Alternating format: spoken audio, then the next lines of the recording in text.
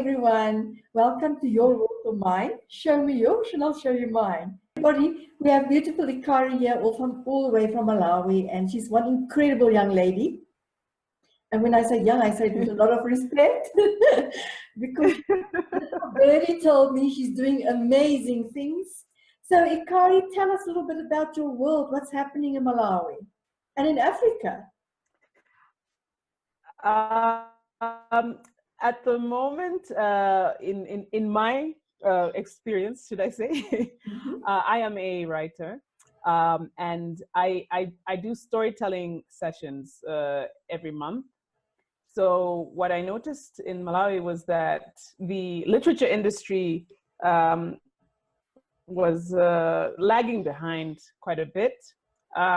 We've had different types of other writing, poetry, and musicians and stuff. They got a lot more attention. So being a fiction writer myself, I wanted to create a space that had never been there before for writers wanting to read their work to an audience. So we started that in November 2017. And we've been going, strong between the two cities, Blantyre and Lilongwe.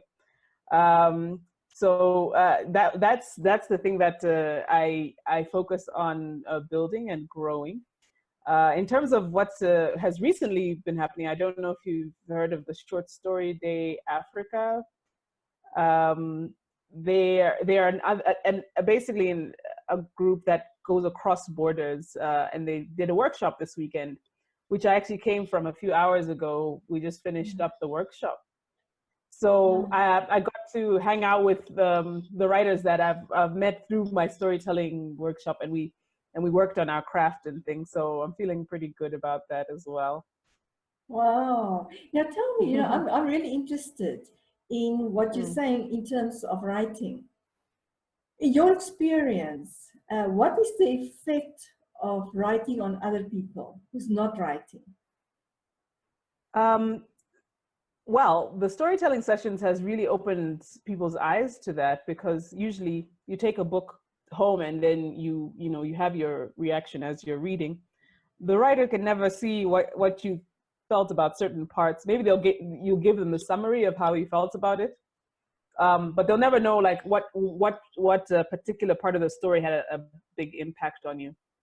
With the sessions, you can hear people laughing live, or people going like, "Oh my gosh," shocked or whatever. Every reaction is live, and I think that's what the writers love about it, and that's what the audience love about it. So a lot of people have come up in the storytelling sessions, because at the end we have a question and answer. So they come up and say that, "Oh wow, this has affected me because I have a brother who's depressed, and your story touched on depression in a unique way." And everybody has something different. It can be one story. Everybody has something different that they can take from it, especially if it's well written. Well, that's fabulous. What made you? When did you discover? I'm curious to know when you discovered that you love writing. When was that? What happened? Wow, I've been writing. I believe I've been writing for longer than I remember, because on one of the many times we've moved house, I ran across a story of mine that I must have written when I was quite young, 5 or 6, and I didn't remember writing it at all. But I was just like, oh, okay, this is actually, I was quite imaginative even back then. So honestly, writing it's like a part of me. I've gone through university and high school and everything, and whatever I was doing, I was always writing on the side. And at times I was also even writing scripts for plays and performing in them and things. So it's more like I would say more than a writer, I'm a storyteller. I think that's important for people to understand, because these days everybody can write. If you just look at, like, when I was your age, when I was young, it was only people who were very lucky to have been seen by publishers that had the ability to publish their books. But now with the internet, that was long before the internet, but now with the internet, anybody can write. They can write blogs, they can express themselves through social media. So there's so many different ways to write. Exactly. But storytelling, like you say, is something completely different. So I'm also Yeah. curious to know that when you say storytelling, so where do you get the stories from? What happens? Do they just come to you? What happens? To get ideas that you haven't had before, you need to do something new to shake out, you know, the brain's routine and habit. So like for an example is when I went to Zambia on a trip. It was the first time I'd been to Zambia on my own. I'd been on family trips and things, but you know, for the first time, I was like, okay, let me go and see and explore, you know, based on what my plans are, and yeah, so I managed to see how other people are living in our neighboring country, and you know, and that also helped to, you know, re-inspire, because sometimes you do get stagnant, so it helps to do that. And if you can't manage to travel that far, sometimes taking a walk can even help. Yeah, I can Yeah. vouch. I can vouch for that. I go on a daily walk around, and that's when I get the most frustrated when I'm not able to do that for whatever reason, Yeah. because that's when I get my most ideas. So I'm continuously getting these ideas. Then I have to chase home Yeah. to write them all down, because I don't walk Yeah. with something like a phone or a book or something. And then I have Yes. to put them down otherwise I'll just go away. Because you have to, when you get an idea, you have to put it down somewhere. Even if you're not writing about directly, write it down somewhere. And Yes. I totally agree with you about doing new things and doing different things that you're not used to stimulate different parts of your brain, that the inspiration can come. And I really would like to actually encourage others to, even if you just feel sad today, just write down your feelings. That by Yes. itself will create something. It will start a creative flow. Yes, absolutely. So sometimes they call it free writing, where you just you don't think, you don't say like, okay, what is this going to look like to somebody else? You just write whatever you feel like writing, and it doesn't have to make sense. It doesn't have to be logical. We actually did a lot of free writing in the workshop, just to start things off before we actually were asked to take an idea and turn it into a story. And we'd be given 10 minutes to write a story. Like we'd just be given one thing to be like, okay, something should be like in a hotel room, go, write, you know, and then you wouldn't be given anything else. And the variety of stories that came just from that one prompt was like, yeah, your imagination works overtime when it's under pressure. Yeah, I've had the experience, amazing experience. I was also on a writing type retreat in the US, and we were dreaming, and every morning we wrote our dreams down. And then we would create stories about the dreams. And then later in our sessions, we would perform each other's stories out to expand the story, which was a lot of fun. It was a lot of fun because the stories got so rich with so much information. And yes, there's so many ways to be expressive these days. And you know, if I look back when I was younger, I had a teacher who really was not, he was very, let me call it, left-brained. He had not much creativity. He was teaching languages, but he had no creativity. So he couldn't even understand if you wrote poetic or very expressive, he couldn't appreciate it. And I know a lot of people still go through that type of thing when they go to school, but don't get discouraged by somebody like that. Because they just simply cannot perceive what you are sharing. It's not that you're a bad writer or that you cannot write, but don't believe such people, because it's absolute nonsense. And that's why it's important to find writers groups and things.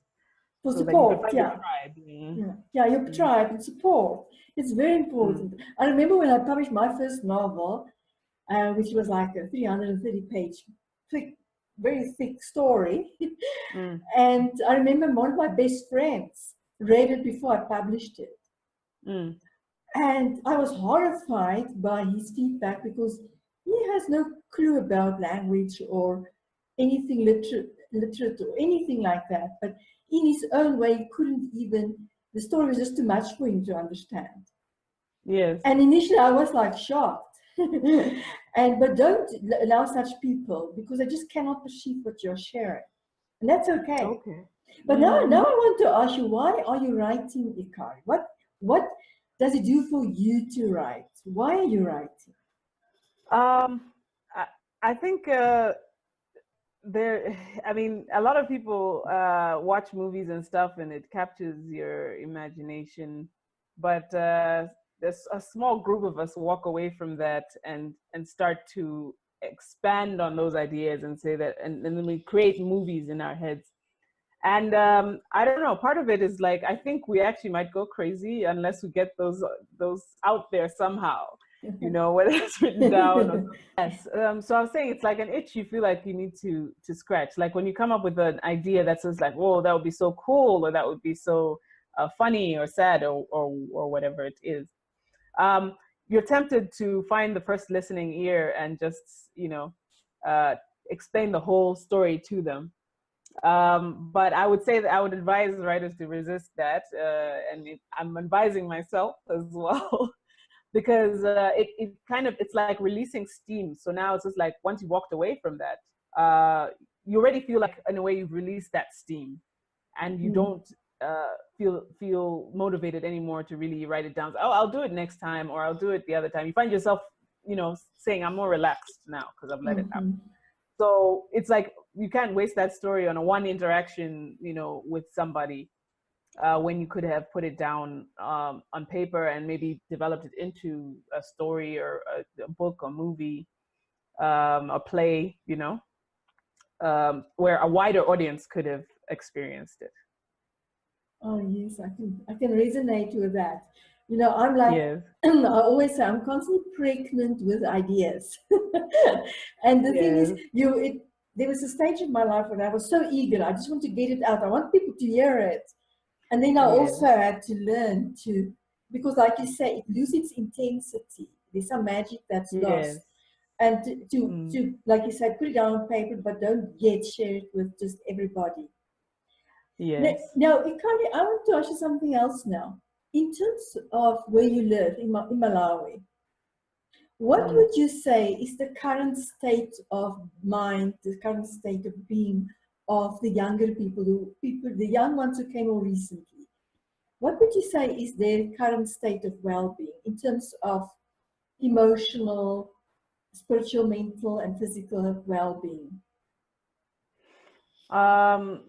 Okay, well, that's I think quite a difficult question to answer, because you have young people from different sectors of society and things.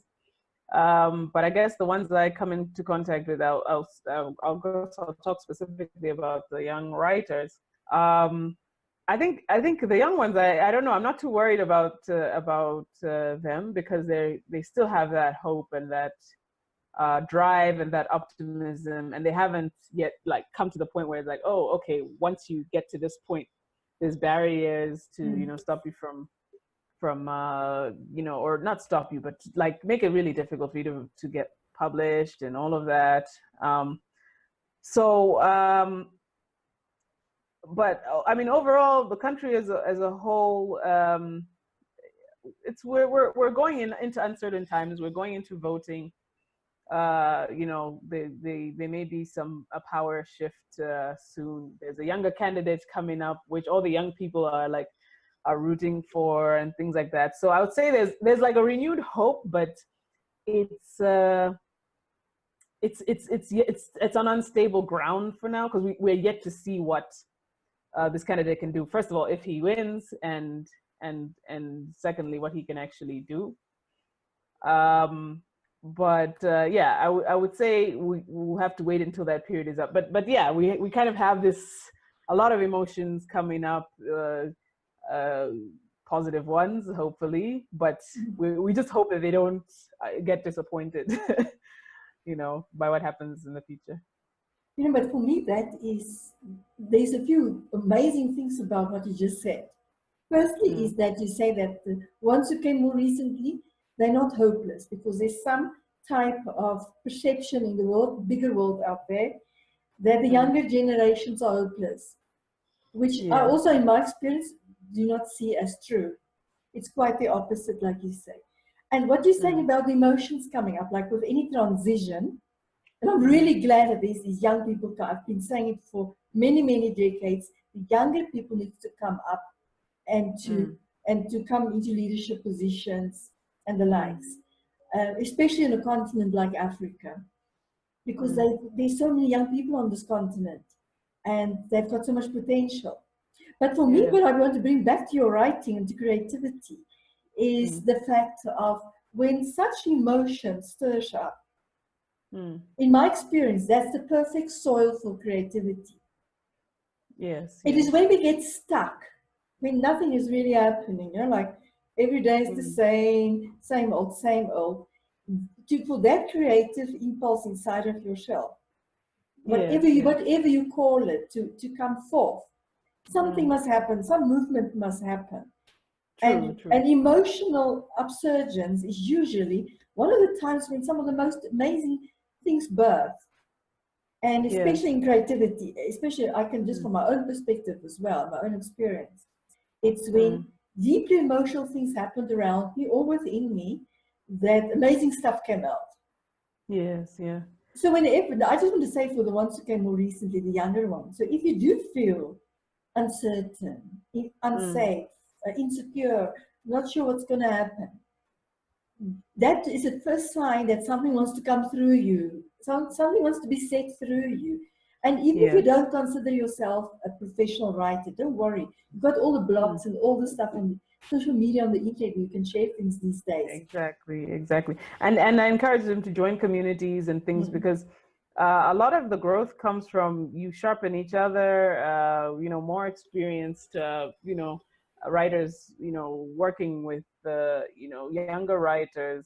It really does because both get something out of it, where the more experienced ones say that, oh, okay, that's a fresh idea, and or a style of doing things and all of that, while the younger readers benefit from, okay, my technique can be sharpened. I can say something more effectively using this and that. So the actual, the raw skills. So definitely the networking between, younger and older, I really would encourage that when it comes to the writing and the creativity. Yeah, you mentioned something very important now, because from what you share now is that type of community networking is also a generational bridge between generations. Yes, exactly. Yeah, vice versa. It could inspire both ways.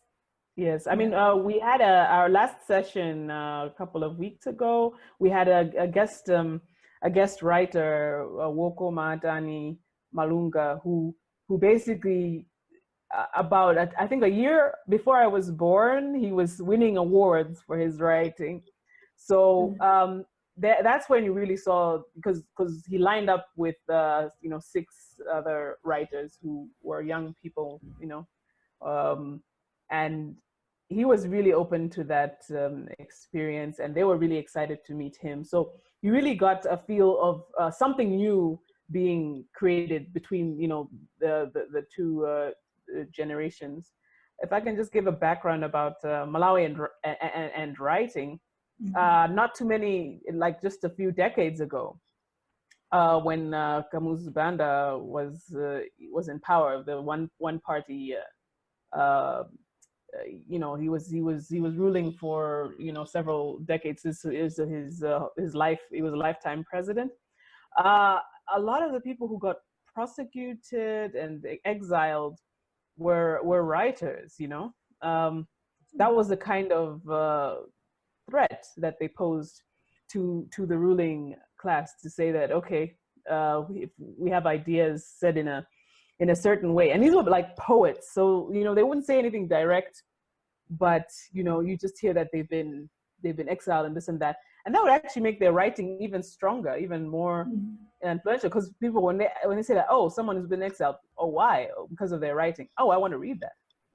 So that's what those who want to kind of suppress creativity in order to control people, the more you crack down on that, the more people will find a way to read that. So I usually like to tell well, I would say my younger generation, but it's really my generation. But this is where we come from. We are a privileged generation now. We can write freely, without fear of prosecution and stuff. One for a positive reason, and one for a kind of a sad reason. Mm-hmm. The positive reason being, now it's a democracy and everything, and there's freedom of speech.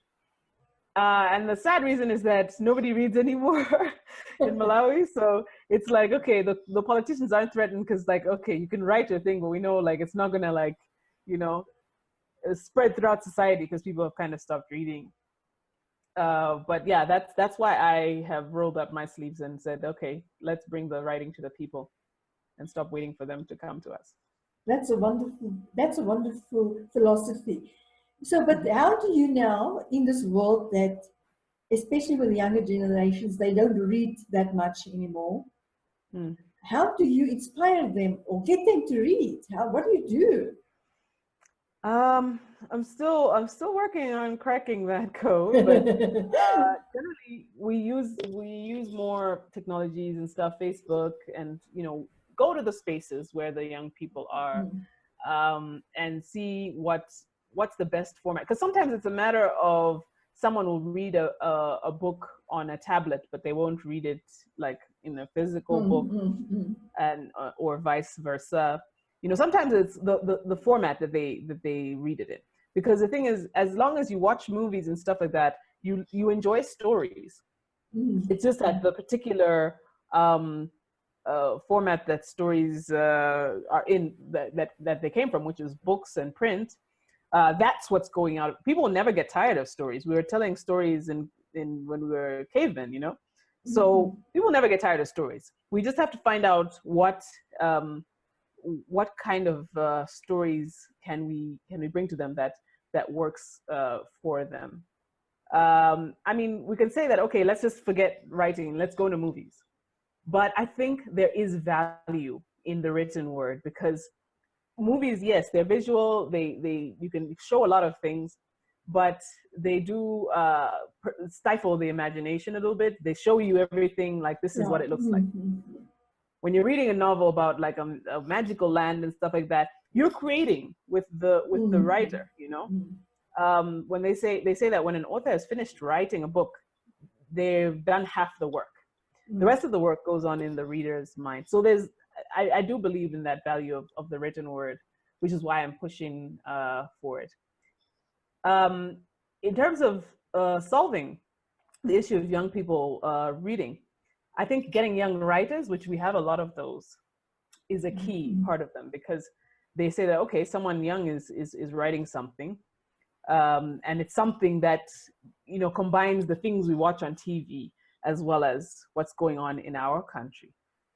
I think that is a huge factor, because a lot of our audience have been young people, so I have hope for it. We just need to keep building on it. That's very interesting what you share, because in my own experience in Africa as well, I was also told that in specific countries, so it's not for everyone, that the young people prefer to listen to audios. They wouldn't necessarily read the book, but if you give them where they can listen to something, like they listen to music, like an audio book, that they would much easier do than reading, some of them, a book, for example. And like you say again, and the power then is in the auditory senses. So then they like you say, they don't just see a story, they still need to use the imagination. Yes. Because like in a movie, like you say, you don't have to use your imagination. We're losing that completely through movies, through visual, anything visual. Whereas with something that you read or you have listened to, you still have to create that picture in your own mind. True. Yeah. Yeah. But the other thing that I want to ask you about in terms of then writing, how many books have you published until now? At the moment, I'm a member of the younger generation as well. So in print, I don't have anything in print yet. Although I am working on my first full length novel, but I've written 16 short stories, which are available on my blog EKARI'S.com. So there's a bibliography link there with links to where all my stories are published. I definitely think that print is kind of the level up. You know, no matter what the technology, where the technology goes, there's still some value in having your book in print. Being Malawi as well, for example, Amazon.com is not really accessible in Malawi just because of our, you know, financial laws, and it makes it difficult to exchange currency across borders through digital means. So a lot of people, you know, are like, okay, you know, great, we love your stories. Where's your book? You know, that's the first question that, you know, people ask. So definitely in Malawi, the print has its value. But yeah, soon. That's what I can say. Soon, I'm gonna get my novel in print. Oh, that's wonderful. Now, you see, for me personally, is the touching of the pages. Yes. There's something else. The smell, the thickness of the page, the texture, everything. To me, all my senses wants to work together in this experience of reading. But I want to just quickly share with you, and it goes back to when you talked about your workshop. And you're sharing the stories, we tell the stories like that, and the audience reacts in response to it. Yeah. Now we can't be playing with, for a while now, with another way of listening, which is incredible. Yes. If I just tell you a story now, and you use the way we learned how to listen, the traditional way, very different parts of our brain gets accessed when I just ask you to relax and sit back and allow the words just to fall into you. So you're not trying to contextualize them or to make sense out of them. You're simply receiving them, that when that happens, you actually take in more. You actually absorb a lot more, because the mind doesn't now have to think, oh, what is that about? So, because the mind tries to put it in some of its filing system.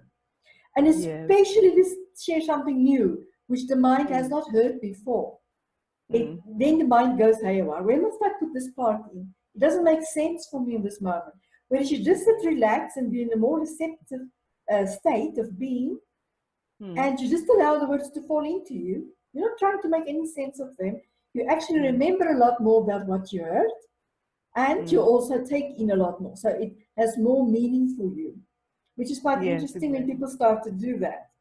And it's quite, so your storytelling and the way you say in the workshops, you make people, they get to know the beautiful things you write about in a different way when you speak about it, when you tell the story. Yes. There's something happening there as well in the way it's spread into the world. Yes. Now, what would you say for any aspiring writer? What is the first thing they should do? Well, for any aspiring writer, my brain is flagged whenever I hear aspiring. It's like someone who's thinking about starting to write. First of all, write. Or should I say, first of all, read a lot. Some writers advise you read more than you even write, because that is what gives you all the lessons you need. You can take lessons if you want, grammar, style, blah, blah, blah. But the most that you'll learn is from just reading the kind of books you want to write. And also doing a bit extra and reading, books outside of the type that you like to write, because your brain, it can make connections. Let's say like the right side of your brain, it makes all these connections. Your left side wants to put things in categories, but you can benefit from reading a historical romance, even if you write horror, because you don't know where you're gonna get those connections. So write. Like there's people, some writers that I admire who have, sometimes, okay, so a bit extreme, but they've written like 4, 5, 7 novels, full novels, before they even got published. What they say is you need to get the bad words out, because when you start writing, your words are not gonna, your writing is not gonna be perfect. So the more you write, You know, because every writer looks back on one of their first stories and they're like, ooh, yeah, I had a lot to learn, you know. But that's how you just keep growing, and with every word you put down, you're getting better and better. And be open-minded with where you can share your stories and where you can publish, network with other young writers. There's lots of groups on the internet, on Facebook and other websites. Mine is young YWS that I came from, Young Writers Society.com, I think it is. Yeah. So that is a wonderful community of like mostly from teenagers, you know, to like maybe early 20s, where the writers all have a very disciplined way of saying, okay, I'll share my story and we'll get reviews. And they have a point system. It's very sophisticated these days, I think. They have a point system which encourages you to review other people's work. Because a lot of the times you get a time when writers come together, read my work, and nobody wants to read, but they all want to be read. So they created a system like that. So I would advise something like that, register for something like that, and it really will build you up. Because you learn from reading other people's and correcting other people's work, who you realize, oh, I actually know something because I can actually advise them on something. And you also learn from them giving you feedback. And try competition. Now you mentioned something very important there about being read and read. So you can't just expect others to read you. You have to reciprocate the same thing. You have to do it for them too. And then you also have to do it not from trying to get them down, but to help them to improve what they've written. But you know, I think that's very important, because we can become very critical of others, which is maybe just a projection of our own fears. And sometimes we don't even know why we're doing it. But that's not helpful. But you know what it also reminds me of, in terms of writing, is that if you want to learn, I always say to people, if you want to learn about yourself, start writing. Because just the words you use. When I wanted to publish my first novel, I was horrified when I started to edit my own work. To start seeing all the words I use.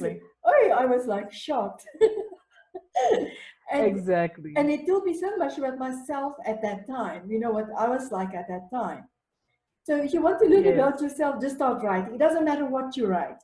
You could write anything under the sun, and you will learn about yourself a lot. And it will also help you to just like detox a little bit of the things that you don't want in your life, that you see you're actually using through verbal communication a lot, which we don't realize. You know, we're going to autopilot. So yes, that's amazing. So from your stories that you've published, the short stories, which one do you like the most? There's one I've written called Undying Love.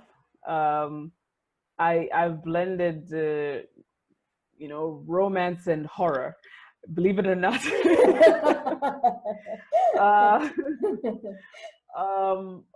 But okay, that's the one I like.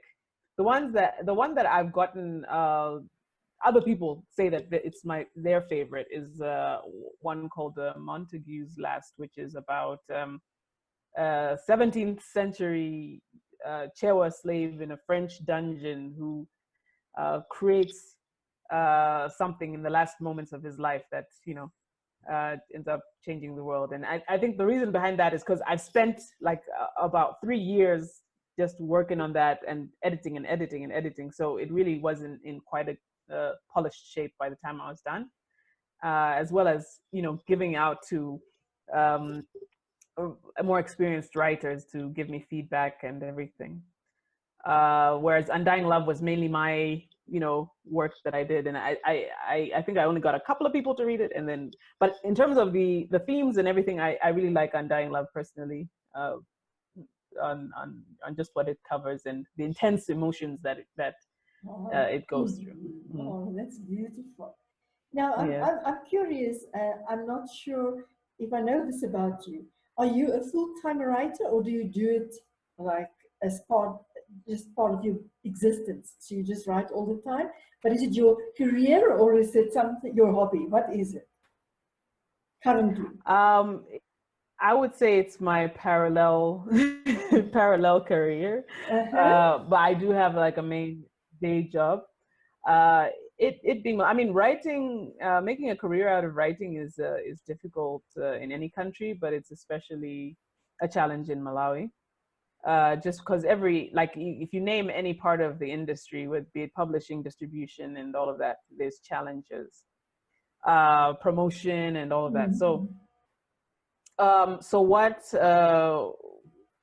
what I do, like, is I have my day job to pay the bills, and on my days off and my after hours, I work on writing, and I work on organizing the storytelling sessions. Oh, that's wonderful. Because the other day I was asked, I was in a Uber, with an Uber driver in the vehicle, and I don't know how he picked up that I'm writing as well. And he said to me, "Can you make a full-time living out of writing?" And I also told him, but it was the most beautiful discussion because he's a highly motivational man, really has so much wisdom to share with the world. And he's also playing with this thing of he wants to start writing, but he's not sure whether he can make a living from it. And that, like you say, Yes. it's quite an interesting thing. It doesn't matter where you are in the world. It's quite an interesting thing to make that as a career. Yes. And the only thing that I usually tell people like that is just write as much as you can, Absolutely. because that will put you into that, keep you into that flow. And I can tell you the times in my life where I really didn't feel well, my health wasn't good, anything like that, so that when I stopped writing. The moment I stopped writing, for whatever reason, my health took a knock and I was just not feeling myself. So even if you write like Yes. 10 minutes a day at the end of the day or in the morning, whatever it is in your lunchtime, just write. Whatever it's about, just write. It doesn't need to be with a purpose. Yeah. Yeah, and I absolutely agree with you, because I have felt like I've had like sinus problems for probably years. I always have a runny nose, always have a runny nose.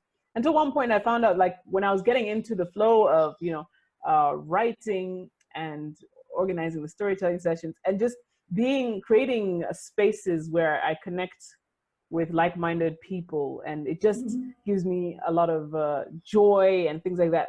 I realize there's no room in my body anymore for illnesses and things like that. I was like, okay, I'm always getting sick, and all of a sudden I feel healthier, I feel stronger, and I feel more confident in just moving around on a day-to-day basis. So yeah, going back to your first question of why do I write, because apparently it helps my health and DNA, apparently. And your health, I don't know if you're aware of it, but your health is directly influenced by your inner state of being. So Absolutely. because you are expressing the thing that you love doing, which is writing in your scenario, you're healthy, because like you said, there's no space for diseases and interesting illnesses and things, because there's constantly energy flowing through you because you're revitalized. And I'm like that too. I can write for days without sleep and I won't get tired. But ask me to do something else for days, my body will naturally get tired. Absolutely. Absolutely. Oh my God. So everybody out there, I just want to tell you, if you discover that thing that you can go on for days without sleep, then you know it's that thing. Just keep on doing it, even if it's small dosages, like we say. Just do it whenever you can, because then you know. If you're depressed, I always say, if you're depressed, know that you are not expressing this thing that's inside of you that wants to come out. Exactly. And some of us we all do it in very different ways. And and I always say to especially the younger people as well, that it doesn't matter what you choose to do in your life as a career. But if you don't feel alive from it, you will eventually someday get some type of illness, like it might be mentally related, might be depression related or emotionally related or physically related. But it's your first sense that allow that thing to come out, and it will come out.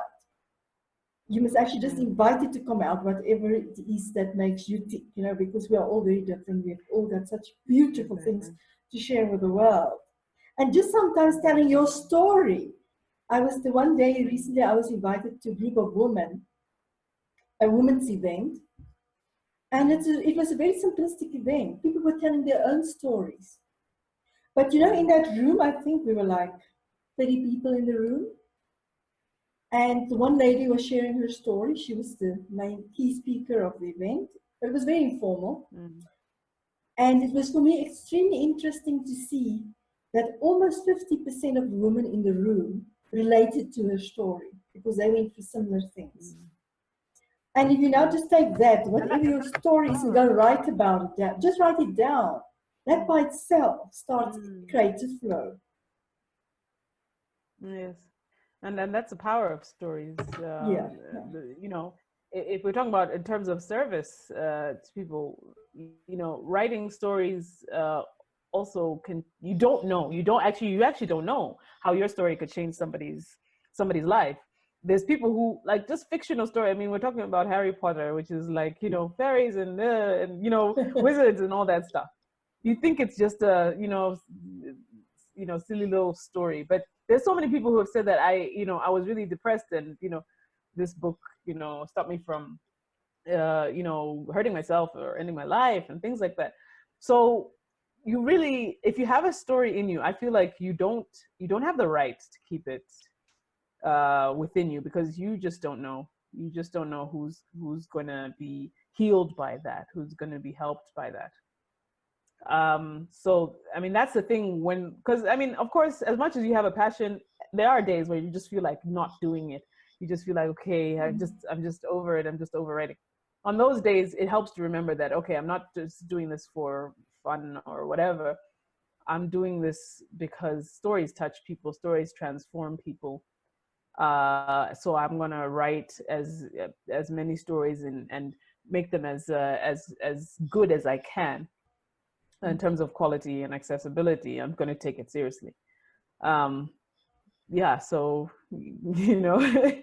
that's I think the main job for storytellers, the main purpose. Yeah, I'm just telling it like you say, just sharing it. Even if it just changed one person's life, you've changed a whole human being's life, or improved it, or uplifted it, or contributed to it. That's like if we talk service, that is one of the most sacred things you can do, is to affect somebody else's life in such a way. And most fulfilling. Most fulfilling for yourself too. Yes. Yes. Let me give an example. Actually, there's one of the writers from the storytelling sessions. He sent me a private message and said that, listen, I almost quit writing because we're not meant to sit in a vacuum, us writers, and just sort of like, okay, what's the point? I don't know why I'm even writing. No one's going to read it. No one really, cares. And unfortunately, a lot of us are born in families that don't really understand it and don't necessarily give you that push when you're down. You are the only person who motivates yourself to do it. So yeah, he was almost ready to quit until I said, hey, I'm providing a platform for writers. And now he uses his writing to bring awareness to abused women in the Saharan region. And he did his own branch off event where he collaborated with some activists and things just to bring attention and raise money to help these girls, like with legal fees and stuff like that, helping somebody get out of an abusive relationship. So it's just like, okay, I there's no way I could have planned that. There's no way I could have known that, my creating that platform, that space would end up doing so much, domino good in the world, So hearing that kind of thing makes me say, okay, maybe we didn't have a good session this time, not a lot of attendance. Maybe I feel like, you know, it's too much and things. And then I just say that, okay, no, there's a higher purpose. Somewhere down the line, someone could, you know, could have their life completely changed around. If not by me, then at least initiated by my actions, so that they're inspired and then they go and do something else that changes somebody else's life, that I may not even be able to ever know about, but it did that work in the world. And that comes back to me in terms of energy, in terms of health, you know. I really believe that. You say something so extraordinary, so invaluable now when you use the words higher purpose, the higher purpose behind something. And I just want to maybe just share with the others a little bit about higher purpose. And you most probably will agree with me. It's something that you have no idea. You're not doing it intentionally that way. It happens anyway. There's another reason for everything we do, and it's always beyond ourselves. Yes, a lot of the things we do because we want to be well, we want to have a wonderful life. And in my experience, we're all here. It's our birthright to have a wonderful life. Every single human being on the planet has that birthright to have a wonderful life, whatever their definition is of that one word, wonderful, in their circumstances. But whatever you do, it touches people around you. No, just by you being you, it touches everybody. So when you now put your you into action in whatever way it is, now today we're speaking about writing, the higher purpose behind it, you cannot even imagine today. Because you might write something today that will affect humanity in 100 years' time, which is wonderful. You will not even be here anymore, but it's going to change some people's lives. So what I always say that whatever you're writing about has chosen you specifically. It didn't choose your friend next door, it chose you. So respect it. And what we mean by respect, allow it to come through.